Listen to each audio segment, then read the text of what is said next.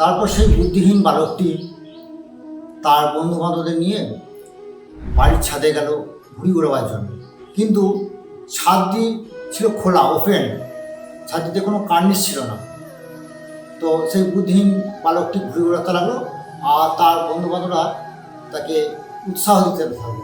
কিন্তু ছেলেটি লক্ষ্য করলো না যে কখন কখন তার পা ছাদের কিনারায় চলে এসেছে। বুদ্ধিহীন বালকটি ঘুড়ি ওড়াতে এতই ব্যস্ত ছিল যে সে লক্ষ্যই করলো না যে সে কত বড় বিপদের মধ্যে আছে। আর তার বন্ধু বান্ধবরা এ ব্যাপারে তাকে খুব উৎসাহ দিচ্ছিল, তাকে ঘুড়ি ওড়ানোর জন্য খুব উৎসাহ দিচ্ছিল। ঠিক এই সময় একটি বুদ্ধিমান লোক রাস্তাটি পেরিয়ে যাচ্ছিল, সে ব্যাপারটা লক্ষ্য করলো। সে লক্ষ্য করলো যে ছেলেটি যে কোনো সময় পা হড়কে বিপদে পড়তে পারে। তখন সে লোকটি কী করলো, সেই লোকটি তাড়াহুড়ো করে ছাদে উঠে গেল। বাড়ির ছাদে উঠে গিয়ে ঘুড়িটা তাদের হাত থেকে কেড়ে নিল এবং তাকে হাত ধরে টেনে তাকে বাইরে নিয়ে চলে এলো।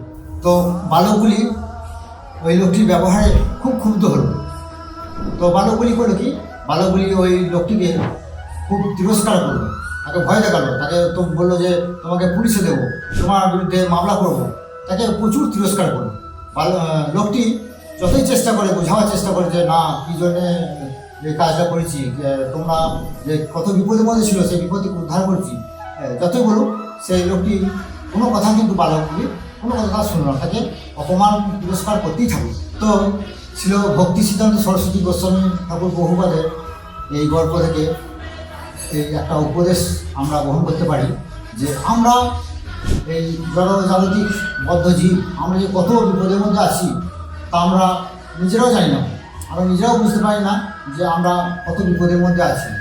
বুদ্ধিহীন বালকটির মতো আমরা বুঝতে পারি না।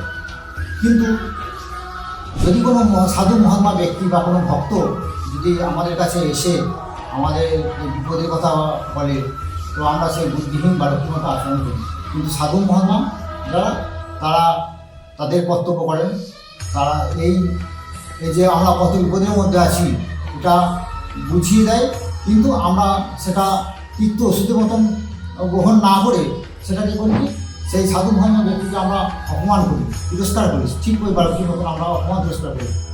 কিন্তু আমাদের উচিত যে সাধু মহাত্মাদের উপদেশগুলো নিজের জীবনে গ্রহণ করে তা নিজের জীবনে প্রয়োগ করা। হরে কৃষ্ণ। তো আমার এই গল্পটি যদি আপনাদের ভালো লেগে থাকে তাহলে চ্যানেলটিকে শেয়ার, কমেন্ট, লাইক এবং সাবস্ক্রাইব করুন।